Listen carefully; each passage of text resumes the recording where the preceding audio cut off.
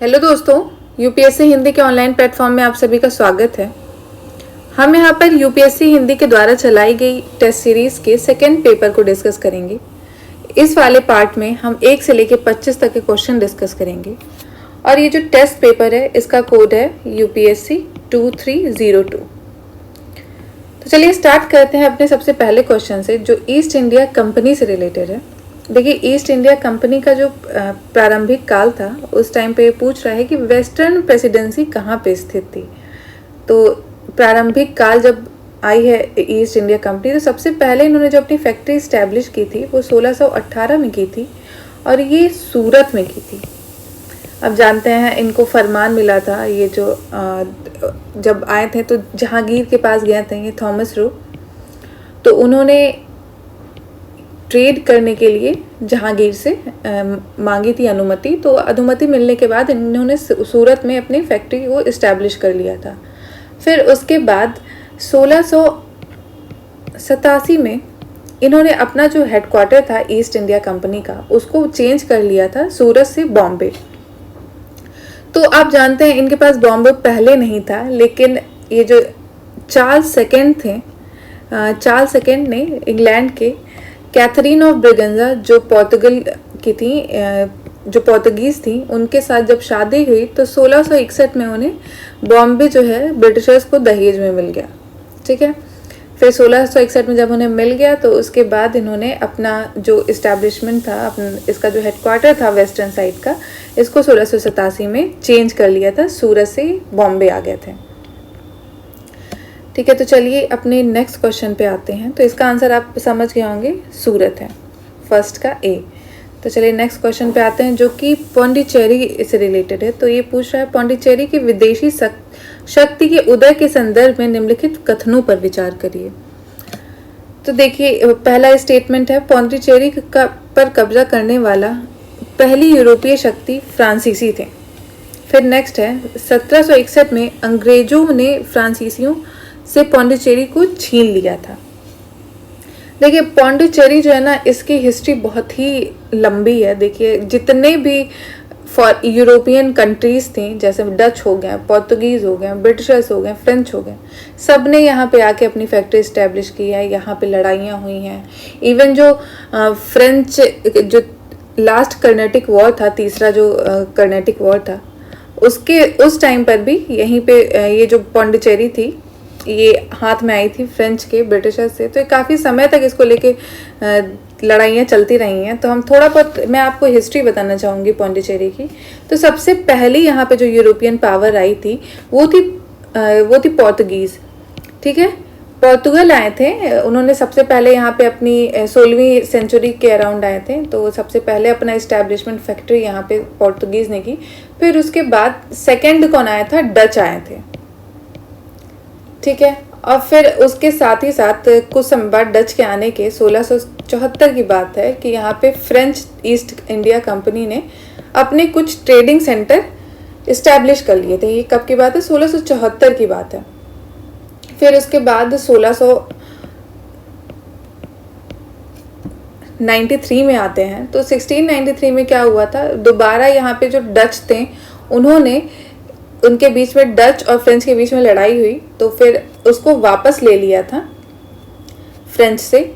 फिर उसके बाद ये लड़ाई चलती रही। फिर उसके बाद फिर से क्या हुआ, जब ये फ्रेंच के पास आ गए, फिर अब ब्रिटिशर्स आ गए यहाँ पे इंडिया में। आप जान रहे हैं जोर शोर पे वो पूरे इंडिया में लड़ाइयाँ कर रहे थे। तो 1761 में ऐसा हुआ कि ब्रिटिशर्स ने पौंडीचेरी को फ्रेंच से कैप्चर कर लिया।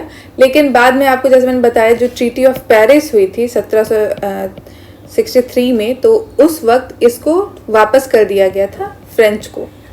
तो ये हिस्ट्री रही है, आपको थोड़ा बहुत आइडिया मिल गया होगा। पोर्तुगीज से डच, फिर फ्रेंच, फिर उसके बाद ब्रिटिशर्स के हाथ में पौंडीचेरी चला गया। फिर लास्ट में इन्होंने जो पूरे वर्ल्ड में इनकी जो कार्नेटिक युद्ध चल रहा था, तो उसके बाद वापस कर दिया था फ्रेंच को। और इवन जब इंडिया हमारा आज़ाद हुआ तब भी जो पौंडीचेरी थी वो फ्रेंच गवर्नमेंट के पास ही थी। ठीक है, लेकिन इंडिया ने 1954 में इसको वापस ले लिया था फ्रेंच से। ठीक है, तो इसका पहला जो स्टेटमेंट बोला है, पौंडीचेरी पर कब्जा करने वाली पहली यूरोपीय शक्ति फ्रांसीसी थे, तो ये स्टेटमेंट गलत हो जाएगा। सबसे पहले यूरोपीय शक्ति पोर्तुगीज थे। फिर उसके बाद 1761 में अंग्रेजों ने फ्रांसीसियों से पौंडीचेरी को छीन लिया। कब की बात हो रही है? 17 अंग्रेजों ने इसको, तो ये देखिए स्टेटमेंट सही है, मैंने आपको बताया 1761 में। तो इसका आंसर हो जाएगा बी, 2 ओनली। चलिए अपने नेक्स्ट क्वेश्चन पे आते हैं, जो कि 1797 की बात हो रही है। ये प्लासी के युद्ध की बात हो रही है। तो प्लासी की लड़ाई में ब्रिटिश सेना द्वारा बंगाल के किस नवाब को हराया था?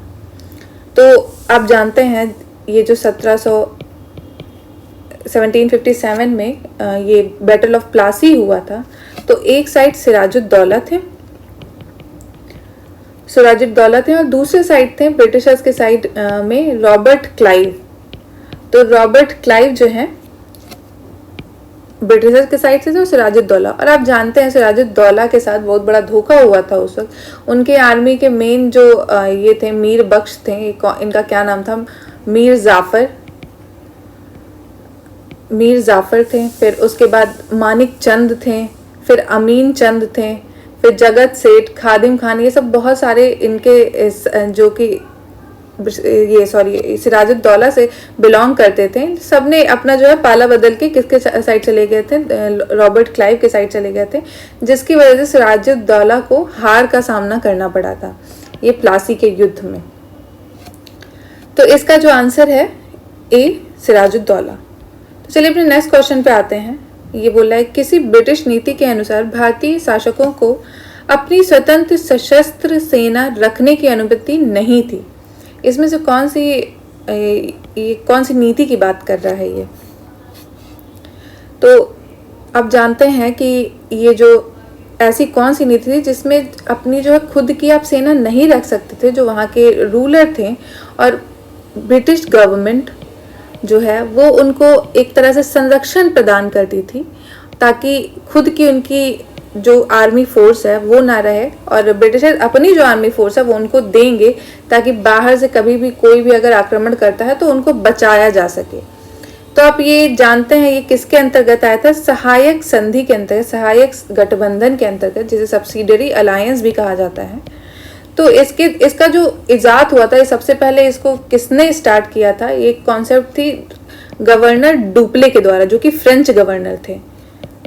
लेकिन इसको पूरी तरह से प्लान करना, इसका लागू करना इंडिया में किसने किया था? लॉर्ड वेलेस्ली ने किया था। पूरा श्रेय लॉर्ड वेलेस्ली को जाता है। किसका? सब्सिडरी अलायंस का, सहायक गठबंधन का। तो मैंने आपको बताया कि जैसे इसमें अपनी खुद की इंडिपेंडेंट आर्मी फोर्स नहीं रख सकता था कोई इंडियन रूलर, जिसके साथ ये संधि की गई है।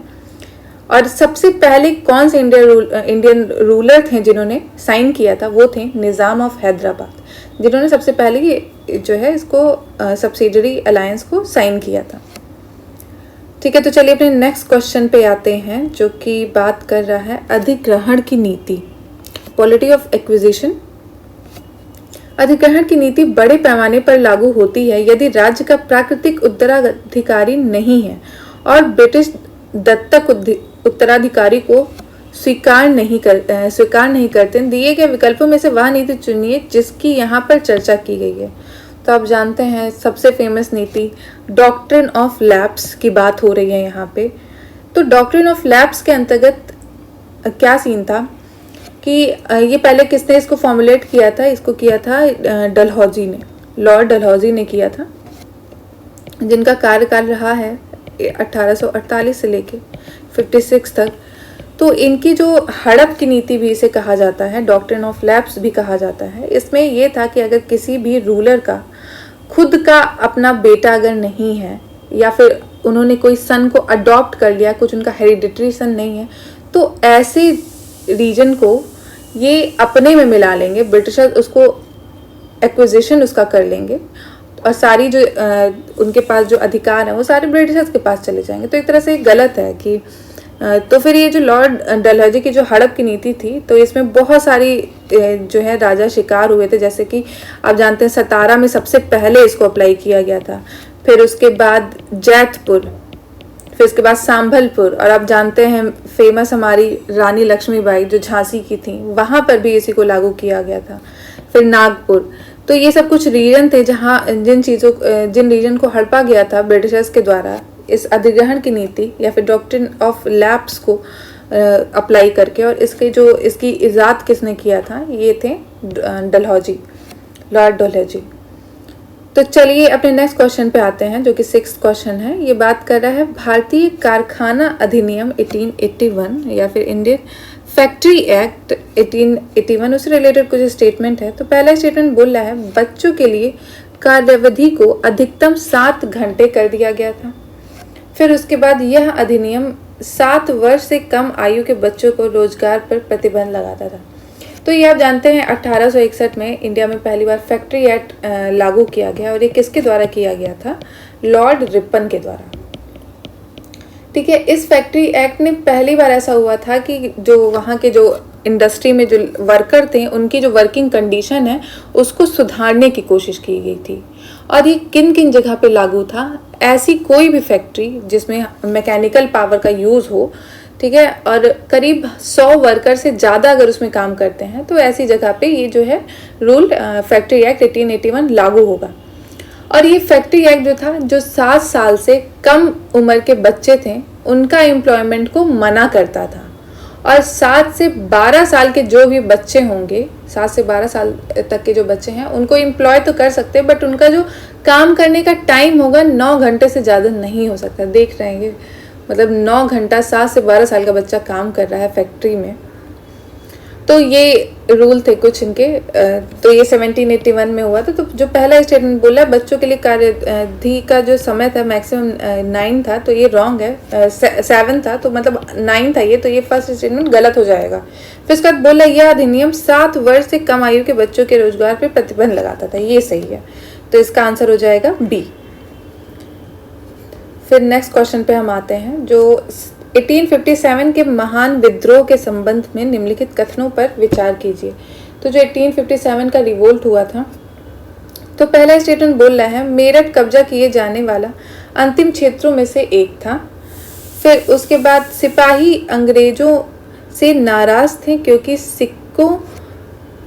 सिक्कों से बहादुर शाह जफर की तस्वीर हटा दी गई थी। फिर उसका नेक्स्ट है 1857 के विद्रोह के बाद अंग्रेज बहुत खुश हुए थे। फिर अंग्रेजों ने 1858 में ईस्ट कंपनी के अधिकारों को ब्रिटिश ताज में स्थानांतरित करने के लिए एक नया अधिनियम पारित किया। तो इसमें से कौन सा स्टेटमेंट सही बोल रहा है? तो अगर हम इसका देखें, ये जो लास्ट स्टेटमेंट बोल रहा है डी कि क्या हुआ था जब 1857 की क्रांति हुई थी, तो अब ब्रिटिशर्स को समझ में आ गया कि भाई कुछ तो गड़बड़ चल रहा है इंडिया में, जिसकी वजह से इतने हाई लेवल पे पूरे इंडिया में क्रांतियां हो रही हैं और बहुत ही नुकसान हुआ था ब्रिटिशर्स का उस वक्त।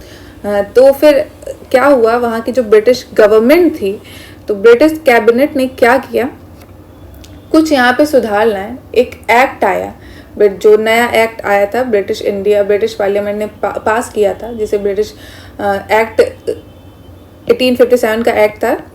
तो इस एक्ट के अंतर्गत क्या किया इन्होंने कि जो भी पावर ईस्ट इंडिया कंपनी के पास थी वो सारी पावर खत्म हो गई। वहाँ पे हमारे भारत में इंडिया का रूल नहीं रहेगा, अब डायरेक्ट क्राउन रूल रहेगा कि ब्रिटिश गवर्नमेंट रूल कर रही है इंडिया को, ना कि ईस्ट इंडिया कंपनी कोई प्राइवेट कंपनी रूल करेगी।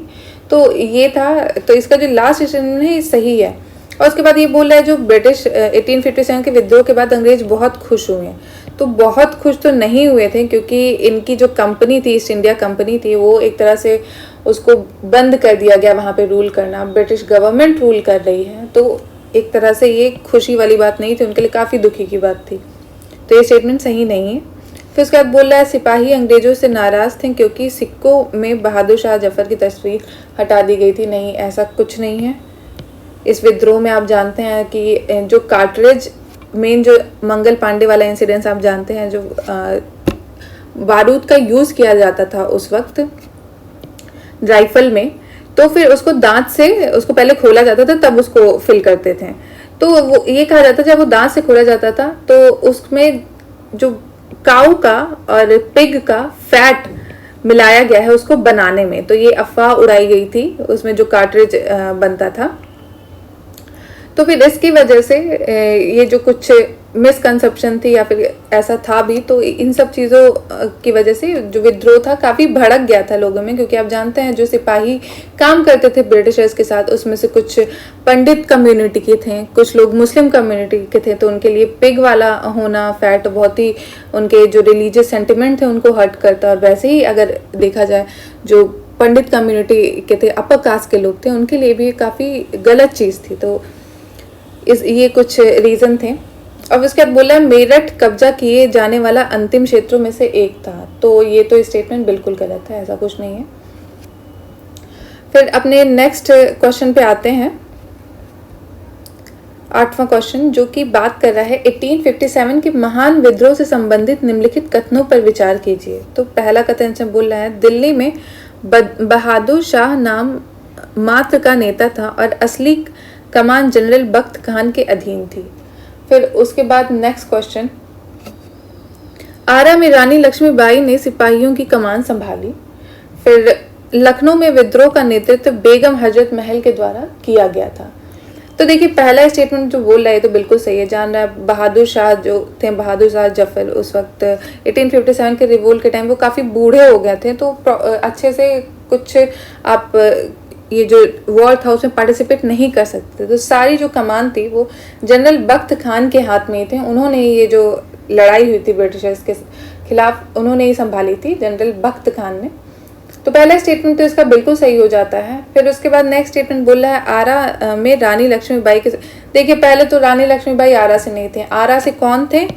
राजा कुंवर सिंह, जो कि कुंवर सिंह जिसे लॉयन ऑफ बिहार भी कहा जाता है, तो इन्होंने नेतृत्व किया था जो आरा से रिबेलियन हुआ था 1857 का।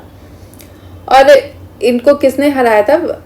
मेजर विलियम टेलर ने। विलियम टेलर जो है ये ब्रिटिशर्स के साइड थे, तो ये जो आरा का रिवोल्ट हुआ था उसको इन्होंने सप्रेस किया था। और रानी लक्ष्मीबाई जो थी कहाँ से थी? झांसी से थी। तो ये दूसरा स्टेटमेंट तो एकदम गलत है। फिर उसके बाद थर्ड स्टेटमेंट देखेंगे तो इसमें बात कर रहा है लखनऊ से विद्रोह का नेतृत्व बेगम हजरत महल, बिल्कुल सही है।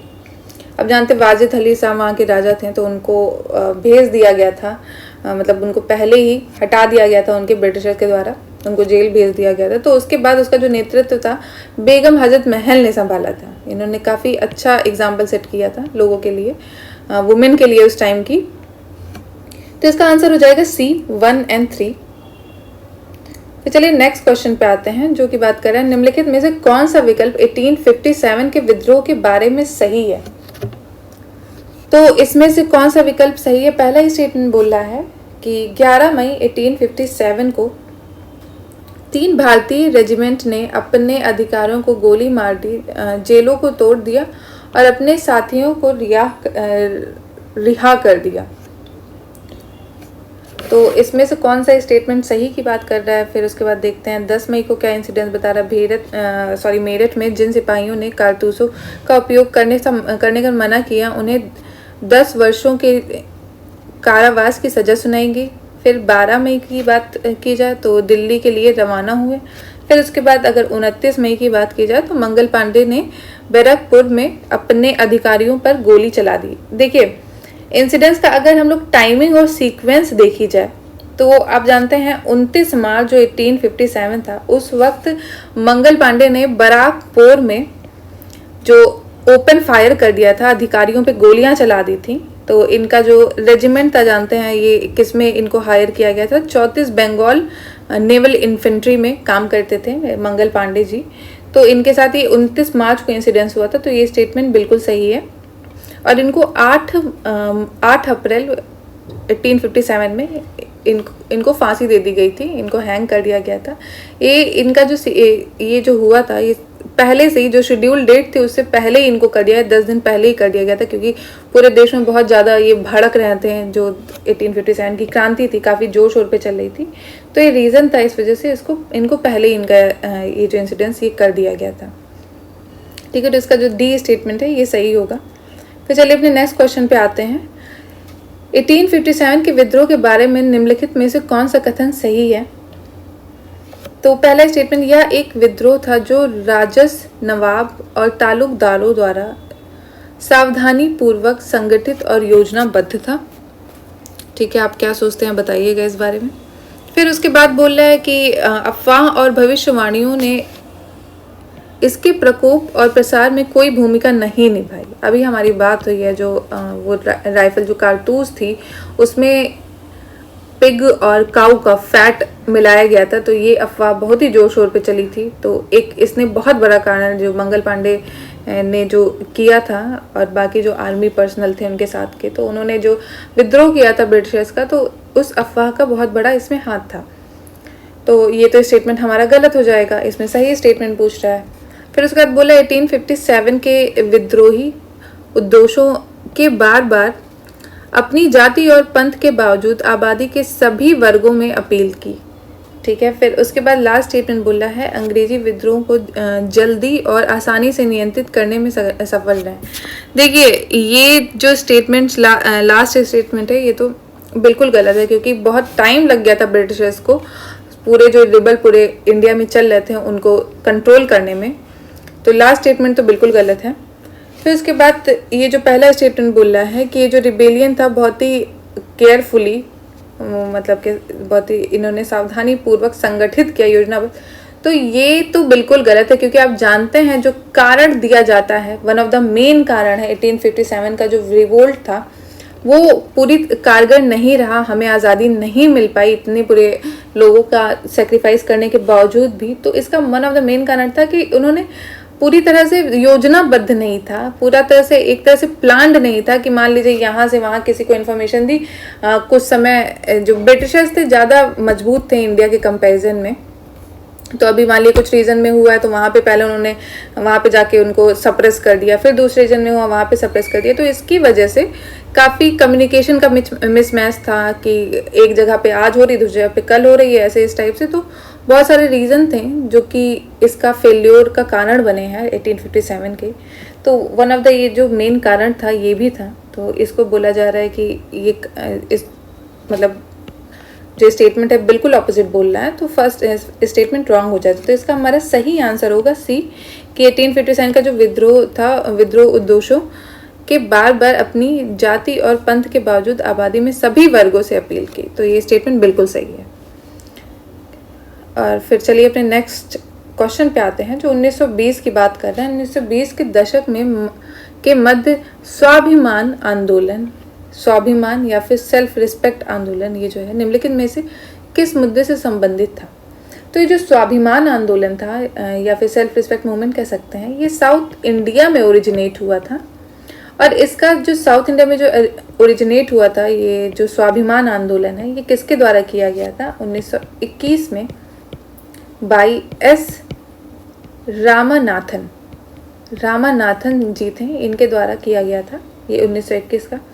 फिर उसके बाद 1925 की बात करते हैं। ये जो एक एस रामानाथन थे, इन्होंने किनको बुलाया था? ईवी रामास्वामी, ईवी रामास्वामी जी को। तो ईवी रामास्वामी जी ने, इनको पेरियार भी कहते थे लोग, इनका नाम आपने सुना होगा, ईवी रामास्वामी नैकर या फिर पेरियार।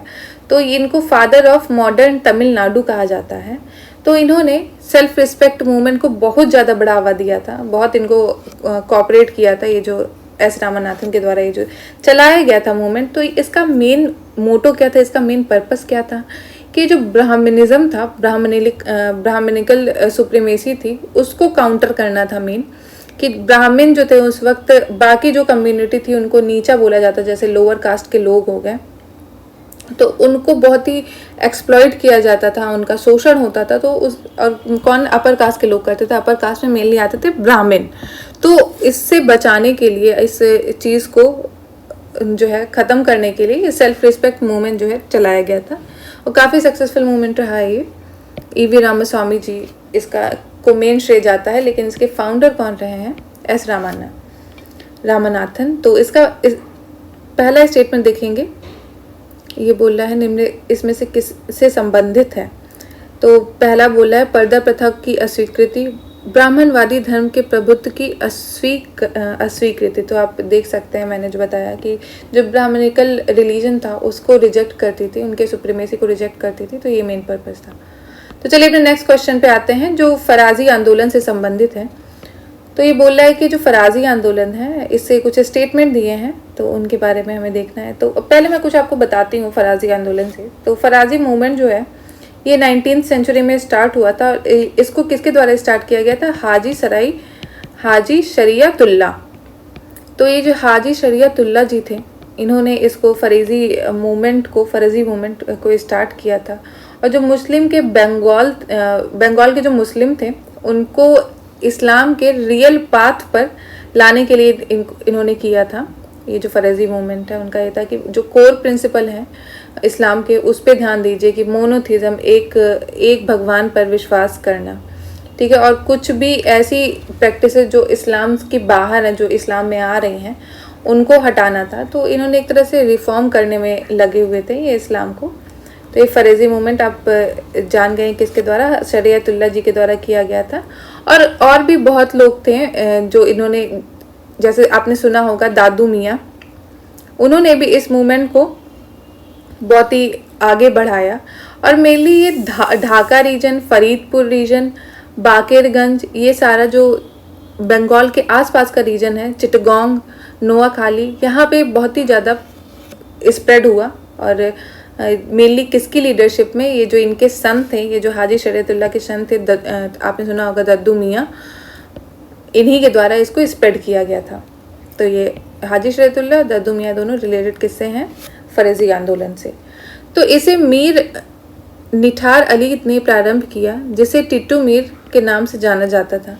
तो ये स्टेटमेंट गलत है। ये जो टिट्टू मीर थे, ये इनका जो मूवमेंट है ये दूसरा है, मीर निठारी अली। तो इसको टिट्टू मीर मूवमेंट बोला जाता था। तो ये एक वहाबी मूवमेंट था, वहाबी सेक्ट के जो लोग थे मुस्लिम में, तो उनके द्वारा ये चलाया गया था। तो ये स्टेटमेंट गलत है। फिर नेक्स्ट स्टेटमेंट बोला है, यह एक सुधारवादी आंदोलन था और इसका उद्देश्य मुसलमानों को पश्चिमीकरण था, वेस्टर्नाइजेशन ऑफ रॉन्ग।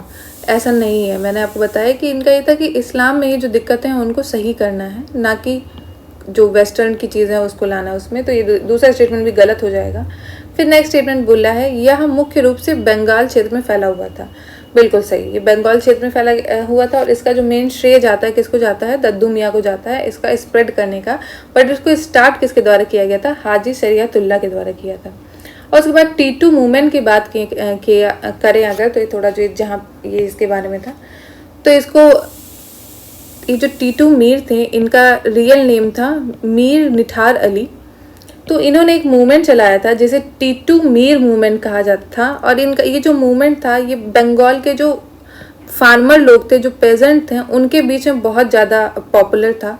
और इसका मेन काम था, ये जो मूवमेंट था, कि जो आप जानते हैं ब्रिटिश प्लांटर जब आए थे, जो इंडिगो की खेती करवा रहे थे, नील की खेती हो रही थी इंडिया में, तो उसके खिलाफ था। तो जो जितने भी मुस्लिम जो पेजेंट थे वहाँ पे, मुस्लिम फार्मर थे, उनका जमींदार थे और जो ब्रिटिश प्लांटर थे उनके खिलाफ ये एक मूवमेंट था। तो ये जिसे टिट्टू मूवमेंट भी कहते हैं। ठीक है, तो चलिए अपने नेक्स्ट क्वेश्चन पे आते हैं, जो कि बात करें निम्नलिखित आंदोलनों में से कौन सा प्रकृति के धार्मिक पुनरुत्थान की बात करता है। तो देखिए, धार्मिक पुनरुत्थान का मतलब हो गया रिलीजियस रिवाइवलिज्म। तो रिलीजियस रिवाइवलिज्म क्या होता है? एक होता है रिफॉर्मिस्ट मूवमेंट, एक होता है रिवाइवलिस्ट मूवमेंट। तो जो रिवाइवलिस्ट मूवमेंट होता है उसमें ये होता है कि जैसे मान लीजिए कोई ऐसा मूवमेंट जिसके द्वारा जो धर्म पुराने ज़माने में जिस तरह से चलता था, जैसे कि पहले दिया जाता था, जैसे समय के साथ साथ क्या हो, चाहे धर्म हो, चाहे चीज़ें अलग अलग हों, वो बदलती हैं, उसमें नई नई चीज़ें इंक्लूड होती हैं। ठीक है, लोग ज़्यादा लिबरल हो जाते हैं समय के साथ साथ। और लेकिन कुछ ये जो होता है, लेकिन मेन जो करेक्टर होता है रिलीजन का वो बदल जाता है, कि पहले ज़माने पे किसी और तरीके से किया जाता है, आज के ज़माने में चीज़ें इधर उधर की इंक्लूड होके, तो उसका मेन चीज़ वो नहीं रह गई पहले के जैसे। तो जो रिवाइवल मूवमेंट जितने भी होते थे उनका मेन काम था कि जो पुराना तरीका था जो रिलीजन का, उसको फिर से वापस लाया जाए, उसकी जो अच्छी चीज़ें उनको फिर से जो है एम्फेसाइज की जाए, जो नई नई चीज़ें इसमें आ गई उनको हटाया जाए। तो ये रिवाइवलिस्ट मूवमेंट की बात थी, जिसको पुनरुत्थानवादी भी कहते थे। और फिर दूसरी होते हैं रिफॉर्मिस्ट मूवमेंट। रिफॉर्मिस्ट मूवमेंट में क्या होता है कि रिफॉर्म किया गया है, जो कि अभी का जो मान लीजिए कोई ब्राह्मणिकल हो गया, जैसे आप जानते हैं ब्राह्मणिज्म था, उसके अंदर जैसे एक्सप्लॉइटेशन होता था, जो छोटे वर्ग के लोग थे, जो शूद्र हो गए, कम्युनिटी हो गई, जो अनटचेबिलिटी किया गया है, तो वो सारी चीज़ें जो उसकी दिक्कतें हैं उनको हटाना और इसको रिफॉर्म करना। मान ली जो जो धर्म में कुछ ऐसी दिक्कतें हैं जो कि समाज के लिए अच्छी नहीं है, तो उनको हटाना ये काम होता है रिफॉर्मिस्ट का। तो ये सुधारवादी धार्मिकता है। तो फिर इसका जो आप समझ गए, रिवाइवलिस्ट और रिफॉर्मिस्ट। तो इसमें से पूछ रहा है कौन से मूवमेंट। जी, ये जो देवबंद मूवमेंट है, देवबंद मूवमेंट ये एक ऑर्थोडॉक्स सेक्शन का था, जिसको मुस्लिम उलेमास थे, ये एक मुस्लिम का एक सेक्ट था, सेक्शन है ऑर्थोडॉक्स सेक्शन। ऑर्थोडॉक्स सेक्शन वो जो रूढ़िवादी टाइप के लोग होते हैं, तो उसे कहते हैं ऑर्थोडॉक्स। तो वो उलेमा, मुस्लिम के जो उलेमा सेक्शन थे, वो लोग, उनको श्रेय जाता है देवबंद आंदोलन को ऑर्गेनाइज करने का, चलाने का। और आपने नाम सुना होगा मोहम्मद कासिम नानातवी और राशिद अहमद गंगोही, ये मेन फाउंडर थे जिन्होंने 1866 में देवबंद मूवमेंट था इसको स्टार्ट किया था। तो इसमें ये था कि जो मुस्लिम में जो प्रैक्टिस हैं, जो ऑर्थोडॉक्स प्रैक्टिस हैं, तो उनको बचा के रखना है और जिहाद, स्पिरिट ऑफ जिहाद को अलाइव रखना है मुस्लिमों के अंदर, और हदीस और कुरान, सिर्फ इसी के जो आइडियोलॉजी है उसको फॉलो करना है। बल्कि अगर देखा जाए जो अलीगढ़ मूवमेंट रहा है और जो अहमदिया मूवमेंट रहा है, अलीगढ़ मूवमेंट आप जानते हैं सर सैयद अहमद खान जी के द्वारा चलाया गया था, और अहमदिया मूवमेंट था, इसको मीर गुलाम अहमद इसके फाउंडर थे, जिन्होंने 1889 में इसको चलाया था। तो ये दोनों मूवमेंट थे, इनके काफ़ी लिबरल प्रिंसिपल थे। अहमदिया मूवमेंट को अगर ले लीजिए तो ब्रह्मो समाज जो है उससे उसके ही तरह ये एक मूवमेंट था, और इनका ये था कि रिनेसांस को करना, मुस्लिम कम्युनिटी के बीच में रिनासा लाना, कि मुस्लिम कम्युनिटी में जो है अभी तक और अवेयरनेस लाना, उनको लिबरल बनाना, लिबरल प्रैक्टिसेस की जाए।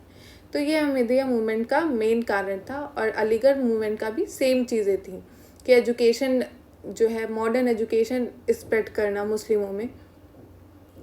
तो ये दोनों मूवमेंट जो हैं ये रिफॉर्मिस्ट मूवमेंट हो गए, और जो देवबंद था ये रिवाइवलिस्ट। तो इसका आंसर हो जाएगा B2 ओनली। फिर चलिए अपने नेक्स्ट क्वेश्चन पे आते हैं, जो 14 क्वेश्चन ये बात कर रहा है ब्रिटिश भारत में राजनीतिक संघों के संदर्भ में निम्नलिखित में से कौन से युग में सम्मिलित हैं। तो एक साइड यहाँ पे दिए हुए हैं कुछ ऑर्गेनाइजेशन और उसको किसने इस्टेब्लिश किया। तो पहली अगर ऑर्गेनाइजेशन हम देखें जो बोल रहा है पूना सार्वजनिक सभा, तो पूना सार्वजनिक सभा आप जानते हैं इसको 1867 में MG रानाडे, महादेव गोविंद रानाडे, उनके द्वारा ये चलाया गया था। इनका मेन काम था कि जो लोग हैं, नॉर्मल जो पीपल हैं और गवर्नमेंट है, उनके बीच में एक ब्रिज बनाया जाए, ताकि जो लोगों की दिक्कत है वो गवर्नमेंट तक पहुंचाई जाए और लीगल जो राइट हैं लोगों को मिले, फार्मर को मिले। तो एक समाज सुधारक टाइप वाला चीज़ था, ताकि गवर्नमेंट से डायरेक्ट कांटेक्ट किया जा सके। तो ये पूना सार्वजनिक सभा जो MG रानाडे के द्वारा 1867 में की गई थी। तो इसका जो पहला स्टेटमेंट है ये सही है। फिर उसके बाद नेक्स्ट बात कर रहा है बॉम्बे प्रेसिडेंसी एसोसिएशन, इसको 1885 में किया गया था, और इसका श्रेय जाता है बदरुद्दीन तैयब जी को। बदरुद्दीन तैयब, फिरोज शाह मेहता, KT तेलांग, ठीक है, ये 3 लोग थे जिन्होंने इसको स्टार्ट किया था। और ये कब स्टार्ट हुआ था, जो आप इल्बर्ट बिल आया था, आप जानते होंगे, जो लॉर्ड लिटन ने इस बिल को लाया था, तो उसके खिलाफ इसका जो है स्टार्टिंग हुई थी बॉम्बे प्रेसिडेंसी एसोसिएशन का। फिर उसके बाद आती है मद्रास महाजन सभा। तो मद्रास महाजन सभा है जिसको 1884 में बनाया गया था। ये 1 साल पहले बनी थी बॉम्बे प्रेसिडेंसी से। मद्रास, देखिए मद्रास पहले बना है, बाद में बॉम्बे प्रेसिडेंसी, और सबसे पहले देखा जाए तो पूना सार्वजनिक सभा थी। तो जो मद्रास प्रेसिडेंसी थी, मद्रास एसोसिएशन, तो इसमें कौन कौन लोग थे। 1884 में ये बना है, और इसमें M वीराघवाचारी, B सुब्रमण्यम अय्यर और P आनंद चार्लू, ये 3 लोग थे, इन्होंने इसको बनाया था। तो इसका जो आंसर आप देखेंगे, तीनों स्टेटमेंट बिल्कुल सही है, तो इसका आंसर हो जाएगा D। फिर नेक्स्ट क्वेश्चन पे आते हैं, जो कि बात करें निम्नलिखित में से कौन होम रूल लीग के सदस्य हैं। तो होम रूल लीग मूवमेंट जो आप जानते हैं एनी बेसेंट के द्वारा चलाया गया था। इसके बहुत सारे लोग इसमें पार्टिसिपेट किए थे उस वक्त, बहुत से कांग्रेस के लीडर भी इसके पार्ट थे। तो इसमें पहला बोल रहा है कि रामास्वामी अय्यर और फिर जवाहरलाल नेहरू, फिर मदन मोहन मालवीय, फिर M.A. जिन्ना। तो इसके जो हैं सारे के सारे ये लोग जो हैं इसमें उपयुक्त सभी हो जाएगा। सब इस होम रूल लीग से रिलेटेड। आप जानते हैं तिलक जी ने इस ऑर्गेनाइजेशन का एक दूसरा पार्ट बनाया था, तो वो भी इस होम रूल लीग से बहुत ज़्यादा एसोसिएटेड थे। जो उस वक्त कांग्रेस के मेन लीडर थे वो सारे इससे एसोसिएटेड थे। जैसे कि अरुणडेल जी को आप जानते होंगे, CV रामास्वामी अयंगर की बात हो रही है, और ये BP वाडिया, ये लोग। और इसका जो एनी बेसेंट का जो ये होम रूल लीग था उसका एक अड्यार में एक उसका हेडक्वार्टर था।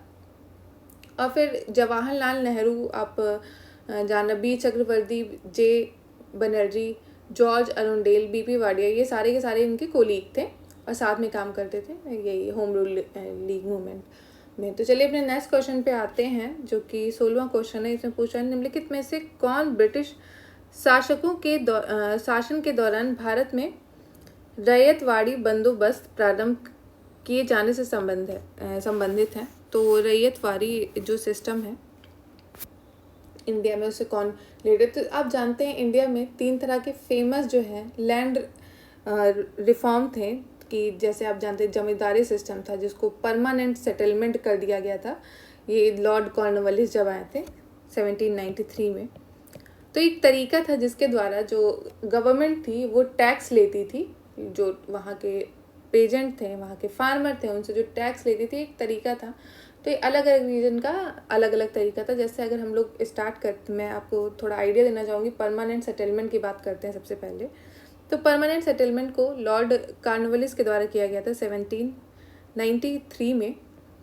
और इसमें जैसे जमींदारी सिस्टम था ये सेम उसकी तरह था। जमींदार जो थे उनको रेवेन्यू कलेक्टर बना दिया गया। रेवेन्यू कलेक्टर, उनका काम रहता था कि जो पेजेंट हैं उनसे कलेक्ट करना है, जो भी उनका फसल हो जो उगाते हैं, तो उनसे जो लगान है उनसे लेना है। और उस लगान का 10/11 इनका डिवीजन था। परमानेंट सेटलमेंट में एकदम ही कन्फर्म हो गया था 10/11 जो है 11 पोर्शन आप कलेक्ट करेंगे, उसमें से 10 गवर्नमेंट को देंगे, और जो एक बचेगा वो जमींदार जो होंगे वो खुद रख सकते हैं अपने पास।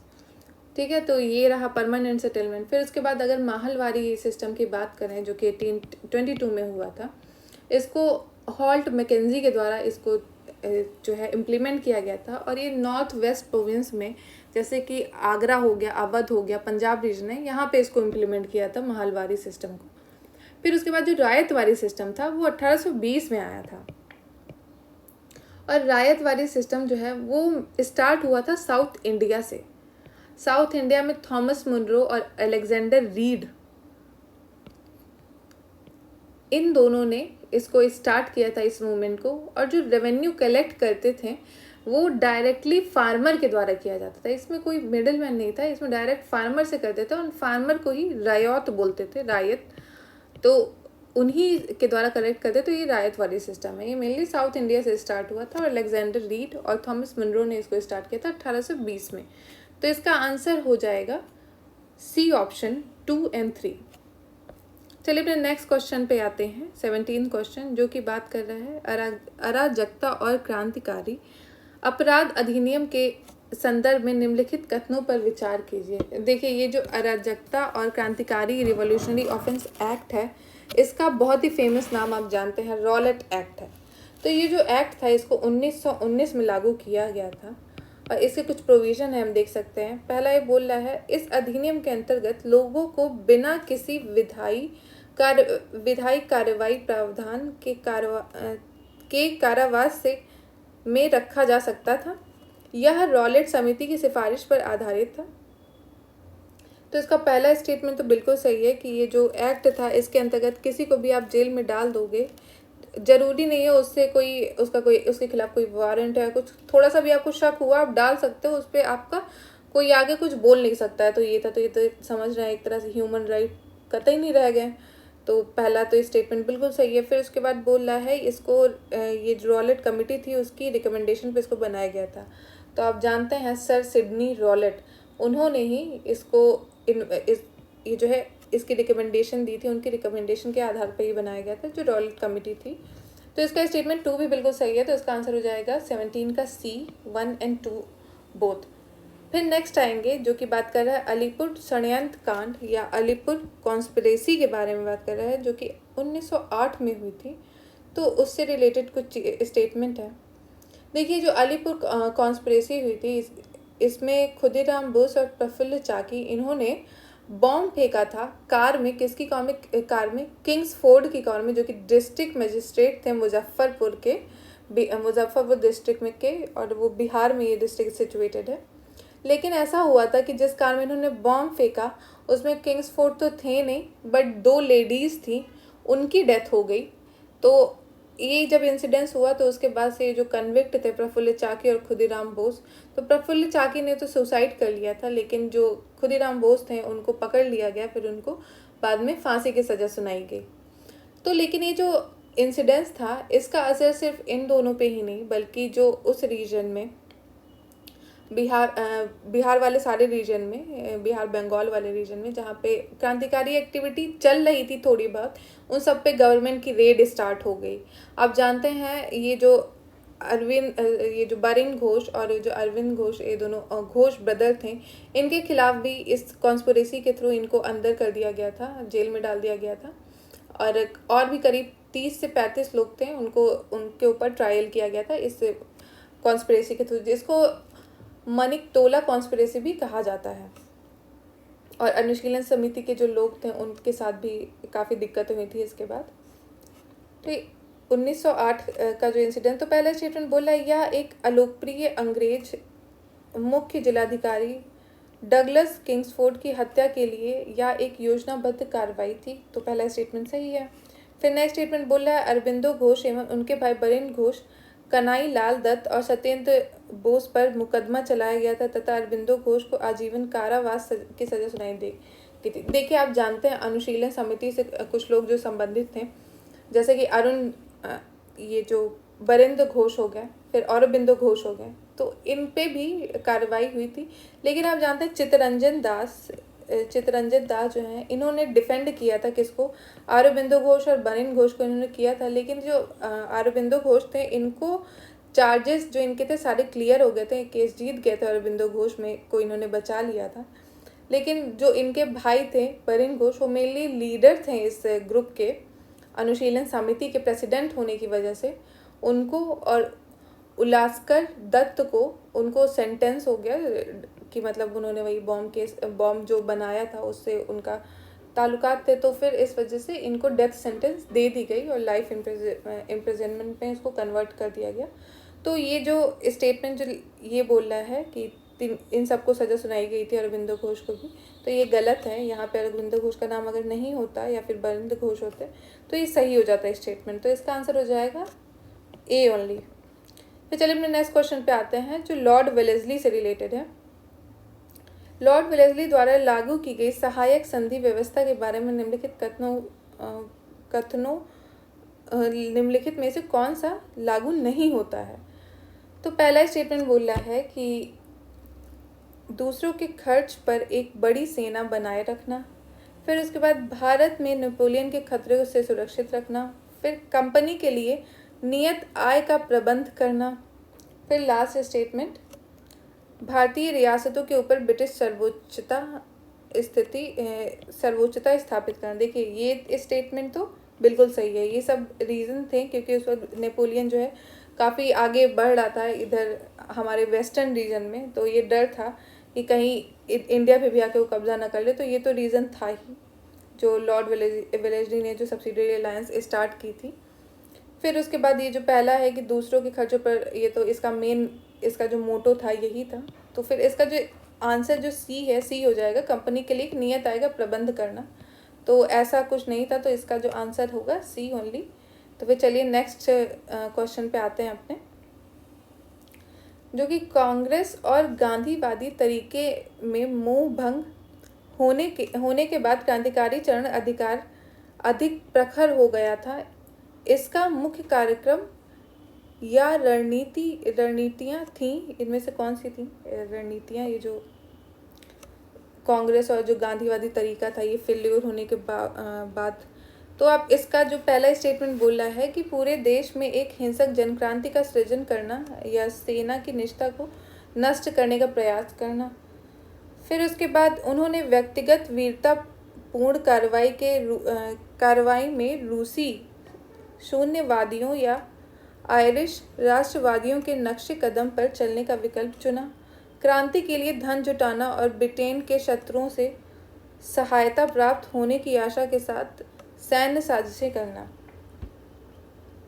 तो इसका जो दूसरा स्टेटमेंट है ये तो सही है। देखिए क्या हुआ है, ये जो रिवॉल्यूशनरी फेज़ आ गया था इंडिया में, बहुत सारे रिवॉल्यूशनरी जो इंडिविजुअल क्रांति होने लग गई थी कि आप जब भी क्या होता है लीडरशिप की कमी होती है कहीं पे, मान लीजिए जैसे कि आप जानते हैं चौरी चौरा इंसिडेंट्स के बाद जो इंडिया में जो मूवमेंट चल रहा था वो बंद हो गया था। तो वो उसके बाद जो वहाँ के यूथ होते हैं, जो यंग लोग होते हैं, जो ऑलरेडी इन्वॉल्व रहते हैं चीज़ों में, उनके बाद जब कोई काम नहीं बच गया तो उन्होंने और तरीके अपनाए जो कि ब्रिटिशर्स को कैसे भगाया जाए, कैसे खदेड़ा जाए। तो ये जो है इसकी वजह से 2 बार इंडिया में जो है फेज़ आई हैं इंडिपेंडेंस में, जो 1908 के अराउंड आई थी, 1900 के बाद जो स्वदेशी मूवमेंट के बाद आई थी, ठीक है। उसके बाद 1920 के बाद जो है क्रांतिकारी मूवमेंट जो है ये चला है।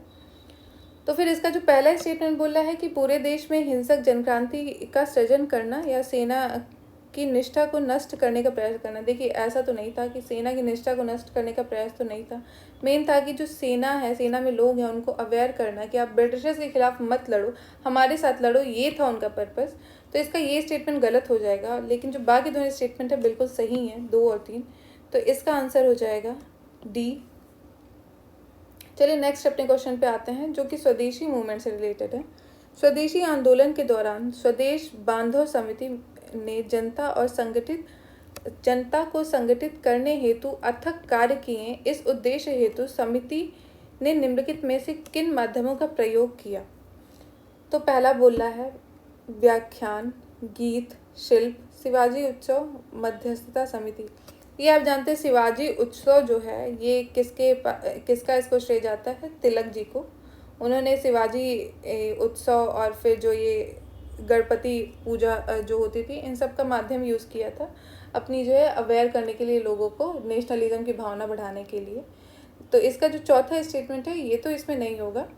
उसके बाद बाकी दोनों जो बाकी ये जो बोल रहे हैं व्याख्यान करना, व्याख्यान जैसे कि लेक्चर देना, गीत गाने, फिर शिल्प के द्वारा, और ये जो कमेटियाँ आर्बिट्रेशन मध्यस्थता कमेटी बनाई जाती थी। तो इसका जो आंसर हो जाएगा C 1, 2, 3 and 5, 4 नहीं है।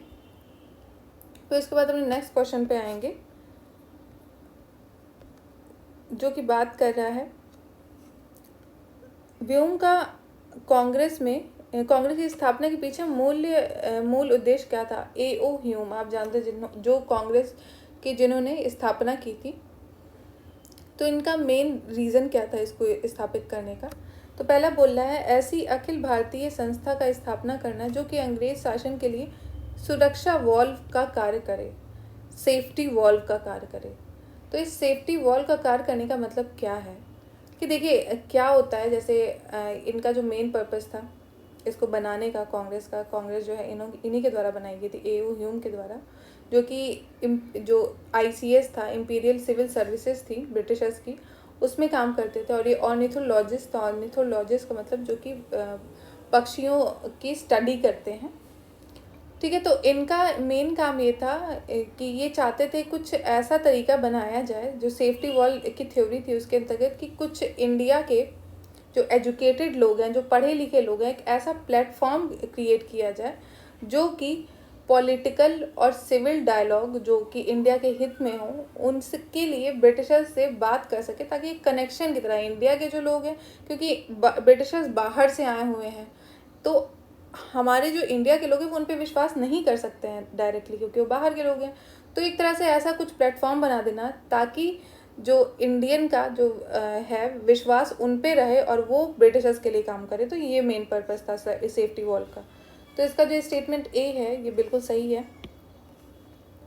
तो फिर उसके बाद चलिए अपने नेक्स्ट क्वेश्चन पे आते हैं जो कि बात कर रहा है भारतीय राष्ट्रीय कांग्रेस के उदारवादी नेताओं के संबंध में निम्नलिखित कथनों पर विचार कीजिए।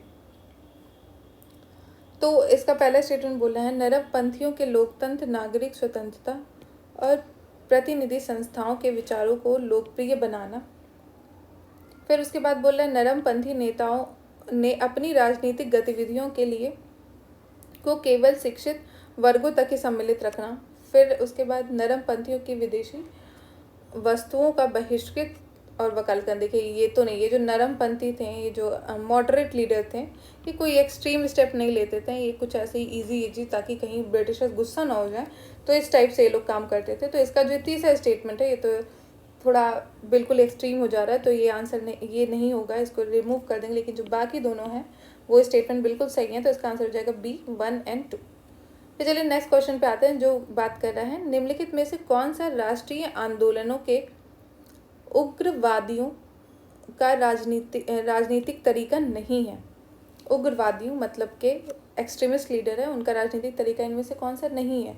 तो फिर इसका पहला स्टेटमेंट बोला है विदेशी वस्तुओं का बहिष्कृत करना, फिर उसके बाद स्वदेशी वस्तुओं का उपयोग, फिर निष्क्रिय प्रतिरोध और राष्ट्रीय शिक्षा, फिर संवैधानिक आंदोलन। तो इसका आंसर क्या हो जाएगा, डी संवैधानिक आंदोलन। ठीक है, ये काम किसका था, ये मॉडरेट का काम था, ये जो उदारवादी लोग थे उनका ये तरीका था, ना कि इनका था। इसका आंसर डी हो जाएगा।